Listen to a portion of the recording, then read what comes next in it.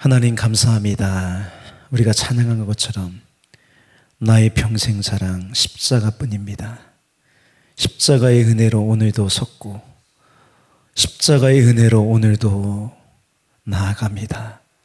주님, 예수 그리스도의 그 승리가, 그 은혜가 우리에게 있음을 또한 감사합니다. 아버지 하나님, 날마다 이 하나님의 은혜 가운데, 이 능력 가운데 살게 되게 하시니 감사합니다. 오늘도 하나님을 찬양하며 나아가기 원합니다. 주님 붙잡아 주시고 우리 마음 흔들리지 않게 하시고 늘 하나님께 영광 드리는 아름답고 귀한 인생 되게 하여 주옵소서. 모든 영광을 주님께 드리고 우리 주 예수 그리스도 이름으로 기도합니다. 아멘. 오늘 말씀 보겠습니다. 오늘 말씀 사사기 15장 14절부터 20절까지 말씀입니다. 우리 함께 읽겠습니다. 삼손이 레이의 이름에 블레셋 사람들이 그에게로 마주 나가며 소리 지를 때 여호와의 영이 삼손에게 갑자기 임하시매 그의 팔 위에 밧줄이 불탄 삼과 같이 그의 결박되었던 손에서 떨어진지라.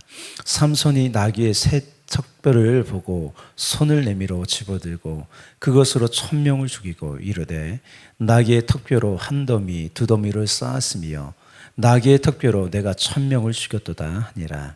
그가 말을 마치고 턱뼈를 자기 손에서 내어 던지고 그곳을 라맛 레이라 이름하였더라. 삼손이 심히 목이 말라 여호와께 부르짖어 이르되 주께서 종의 손을 통하여 이 큰 구원을 베푸셨사오나 내가 이제 목말라 죽어서 할례받지 못한 자들의 손에 떨어지겠나이다 하니 하나님이 레이에서 한 우묵한 것을 터뜨리시니 거기서 물이 솟아나오는지라. 삼손이 그것을 마시고 정신이 회복되어 소생하니 그러므로 그 샘 이름을 에낙고레라 불렀으며 그 샘이 오늘까지 레이에 있더라. 블레셋 사람의 때에 삼손이 이스라엘의 사서로 20년 동안 지냈더라. 오늘 본문에서 두 지명이 나와요. 이 지명은 하나님과 관련된 지명이에요. 하나님은 라맛 레이와 에낙고레의 하나님이십니다. 그것을 좀 오늘 알아보려고 합니다. 삼손이 이제 유다 자손들이 이제 와서 얘기를 해서 순순히 밧줄로 묶인 채로 블레셋 군사들이 있는 레이에 왔어요.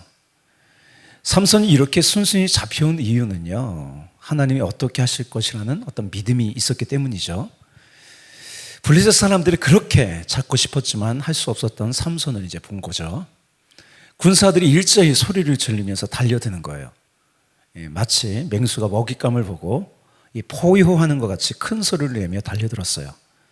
그러자 갑자기 하나님의 영이 삼손에게 임했습니다. 그를 묶었던 이 밧줄이요, 불탄 삼과 같이 손에서 떨어졌어요. 삼손이 땅에 있는 이 나귀의 새 턱뼈를 집어들었어요. 이게 나귀 턱뼈예요. 삼손은 그것으로요 블레셋 사람 1000명을 죽였습니다. 이것은 삼손의 힘이 아니에요. 여호와의 영이 임하자 힘이 난 거예요. 그런 힘이 난 거예요. 전쟁이 끝나고 삼손은 이렇게 말했어요. 16절에 이렇게 되었어요. 이르되 나귀의 턱뼈로 한 더미 두 더미를 쌓았으며 나귀의 턱뼈로 내가 1000명을 죽였도다 하니라. 이 말을 들어보면 내가 1000명을 죽였다 그래요. 또 삼손이 사람을 죽이는 것에 희열을 느끼나라는 생각이 들어요. 또 자신의 손에 죽은 자를요 비웃는 것처럼 보여요. 이렇게 안 해도 되는데 이런 말을 한단 말이에요. 삼손은 마치 자신의 힘으로 이렇게 한 것처럼요 내가 1000명을 죽여서 이 시체의 산을 만들었다고 하는 거예요. 그래서 이렇게 이름하죠. 그것 이름을 턱뼈를 자기 손에서 내던지고 그것을 라맛 레이라 이름하였더라. 이 라맛 레이는요, 라맛이라는 얘기는 이렇게 높다라는 뜻이에요. 그래서 산이라는 의미가 있고 레이라는 그 지명은 턱뼈라는 이름이에요. 그래서 이 레이라는 지명이 오늘 레이에서 블레셋 군사하고 만났잖아요. 이 사건 후에 붙여진 지명이겠죠. 레이. 삼손은요, 하나님이 쓰신 도구였어요. 물론 하나님의 손에 붙잡힌 영광도 있겠지만 이렇게 된 것은 오직 하나님의 능력입니다. 예. 턱뼈로 산을 이루게 그렇게 승리하게 하신 분은요, 삼손이 아니라 하나님이십니다. 예. 예. 하나님과 우리가 하나님의 일을 하는 관계를요, 저는요, 예루살렘에 입성하신 예수님의 그 모습을 통해서 우리가 알 수 있다고 저는 생각돼요. 예수님 뭘 타고 예루살렘에 입성하셨나요? 예, 예, 낙이죠. 어린 나귀를 타고 입성하셨어요. 예수님이 예루살렘에 입성하면서 군중들로부터 환호를 받았어요. 호산나 하는 거죠. 그 환호는요, 나귀에 대한 환호가 아니겠죠. 예. 그런데 나귀는요, 자신에게 환호를 보내는 것으로 착각할 수 있어요. 예, 그렇죠. 예. 우리가 하나님의 일을 하잖아요. 제가 이렇게 뭘 하고 하는데, 사람 박수 소리가 들리고 환호 소리가 들리는 거예요. 그것이 저에 대한 환호일까요? 아니죠. 제 등에 타신 예수님에 대한 환호겠죠. 그래서 우리는 어떻게 해야 되냐면 착각하지 말아야 돼요. 오직 우리 등에 타신 예수님이 환호를 받기에 합당하십니다. 예. 또 이사야 선지자가 소명을 받을 때 환상을 보거든요. 그 환상 가운데 우리가 가져야 할 태도가 있어요. 우리 이사야서 한번 볼까요? 우시야 왕이 죽던 해에 내가 본즉 주께서 높이 들린 보좌에 앉으셨는데 그의 옷자락은 성전에 가득하였고 스랍들이 모시고 섰는데 각기 6나귀가 있어 그 둘로는 자기 얼굴을 가리었고 두 둘로는 자기 발을 가리었고 그 둘로는 날며 서로 불러 이르되 거룩하다 거룩하다 만군의 여호와여 그의 영광이 온 땅에 충만하더라. 여기 보면 스랍 천사가 날개가 몇 개가 있어요? 6개가 있어요. 그런데 4개의 용도는 뭐예요? 자신을 가리는 거죠. 2개 가지고 나는 거예요. 여러분, 사역자에게 있어서 우리가 하나님을 하는 데 있어서 일보다 중요한 게 뭐냐면 자신을 가리는 거예요. 그러지 않으면 이 사람은 타락해요. 그래서 어떻게 보면 우리가 하나님의 사역을 하고 그 후가 더 중요한 거예요. 그래서 하나님의 큰 영광을 봐요. 하나님의 뜻이 이루어지는 걸 봐요. 그럼 우리는 어떻게 해야 돼요? 나를 가려야죠. 다시 나의 자리로 돌아가야 된다는 거예요. 다음 부분을 볼 텐데 삼손이 쉬지 않고 싸웠으므로 심히 목이 말랐어요. 그 이스라엘 지역이 사막 지역이니까 물을 먹지 않으면 아주 당장 죽을 것 같아요. 그래서 삼손이 블레셋 사람들 때문에 죽는 것이 아니라 갈증 때문에 죽게 되었습니다. 삼손이 1000명을 죽일 정도로 강한 것 같지만 이렇게 연약한 존재예요. 그죠? 우리도 마찬가지죠. 삼손은요, 하나님께 부르짖었어요. 고난이 그를 겸손히 엎드리게 했습니다. 우리 18절 볼까요? 주께서 종의 손을 통하여 이 큰 구원을 베푸셨사오나 내가 이제 목말라 죽어서 할례받지 못한 자들의 손에 떨어지겠나이다 하니. 이 기도의 내용을 보면 이전과는 다르게 이 승리의 공을 하나님께 돌리고 있어요. 하나님께서요, 삼손을 불쌍히 여기사 기도를 들으셨습니다. 이 땅에 우묵한 곳이 있었는데 그것을 터뜨리셨다고 그래요. 그것에서 물이 솟아나왔어요.